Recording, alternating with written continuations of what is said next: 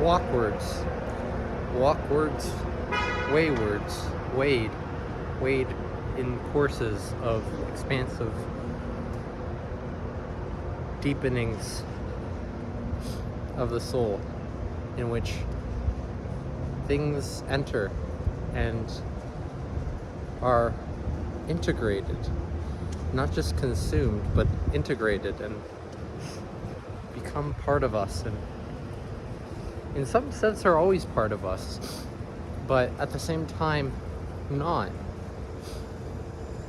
And when we consider the separation of these things, there can be a relief in getting rid of some aspects of what is really discomforting internally, and just getting it out of our system. But at the same time, recognizing that these are all natural processes, and that we're all part of a single spiritual, overarching, unified system of a set of laws and dynamics that govern every aspect of our existence, and which require things like validation and validity to sustain any sort of conceptualization or interpretation or symbol or representation. And the symbolic message is for the interpreter to intimately forge their own subjective conscience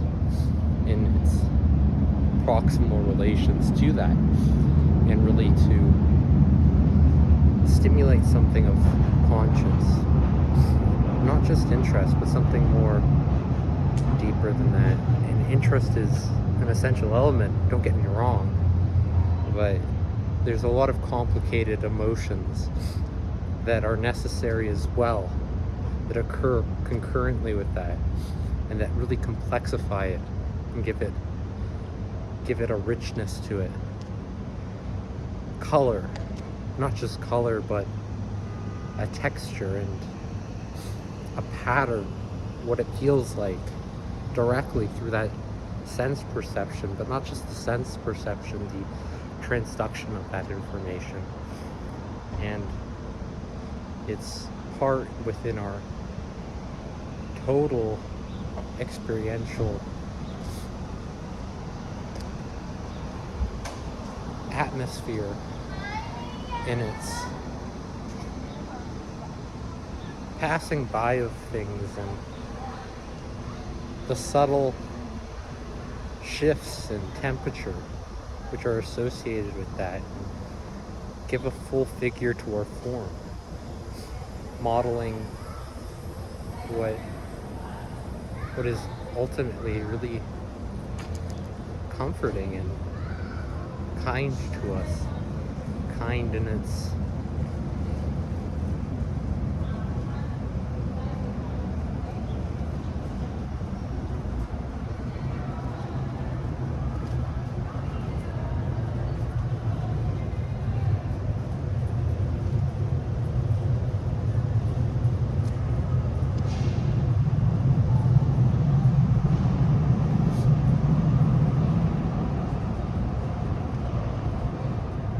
all possible wanderings, which have the mysteries that are held within every bit of information possible, that can fill up the libraries of the neurons, which storage hosts all aspects of our psychological processings and constitution, which is how we characterize any aspect of our lives and even tell the story in a meaningful way. And without some sort of sense of what's meaningful, and not just meaningful but functional, and these functional objective laws and these dynamics to our existence, without a true objective coming to of that, there's a real loss that could otherwise benefit each potential moment in which it's absent, in which the presence of our mind, or the wakefulness of what is good within our conscience, and the pleasantness to be found there and to be had within its incremental gratifications, or all its potential variants, be it satiating or satisfying, or even cultivating a deeper sense of appreciation, which is much more complex and pertains more to our virtues and understanding things much more deeply than in terms of its pricing or its worth and deeming it this or that, but to truly recognize and appreciate the value that's bestowed upon us through what we appreciate, and connecting that meaningfully to the self. And appreciation has more to do with this direct, meaningful engagement of our emotions, all possible meaningful emotions that imbue a sense of purposefulness, and which is unique and typically pertains to individual differences, but which we can grow wiser through the leadership of appreciation, which really role models the character and characterization of excellence, giving us a blueprint to work with and to model ourselves in relation to the highest grandeur possible, that supplies us with not just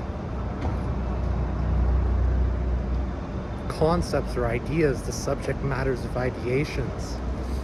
and the imaginal, but much more in terms of putting that imaginal process to ground, an innovative ground, physical ground, objective ground, that allows us to move from the space that is operating within the abstract domain of our own heads and incongruent with the objective rather than congruent within. This is important because we can be in a subjective space, but when we apply that to something that is incongruent from what is true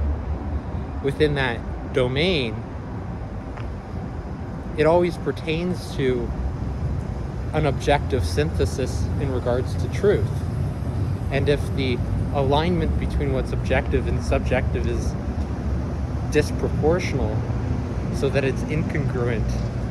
and it does not align, the thoughts in our head does not align with what's actually the case or what is true in a matter of fact, this is what produces great suffering and pain, through creating imperfections and detachments from, ironically, these sources of attachment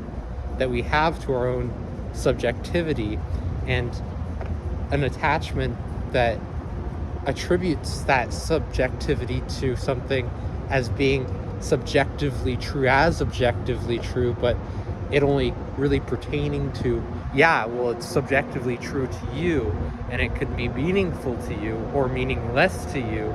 That's up to you, and that's through primarily your worth deeming and attributions of it, and failure to appreciate what's meaningful in its more true manifestations, and a true sense of appreciation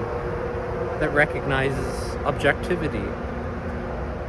and why something truly matters and is to be appreciated, to recognize the good in things, in experiences, and to do so earnestly, not necessarily with what's said or stated aligning, say, to the objective matter, but it aligning to the psychological truth.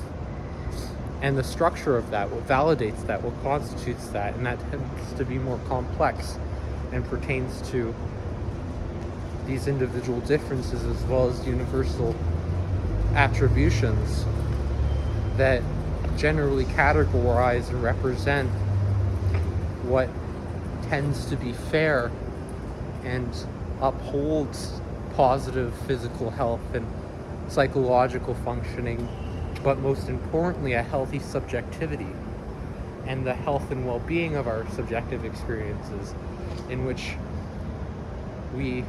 recognize each other as having an individual conscience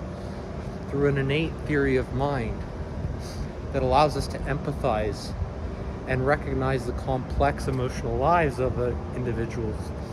who all are characterized by these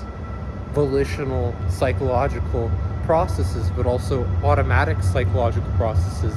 that we sometimes aren't aware of, or that influence our behaviors indirectly, and which is not something to be finger waving and punitive towards, but rather to bring recognition and increase the enlightenment within our surrounds that pertains to self-knowledge, ultimately, and our capacities to increasingly become more masterful of the self and regulate the self without having to impede another's conscience or impose on their autonomy and volition, which is sacred and necessary for upholding what's ultimately great.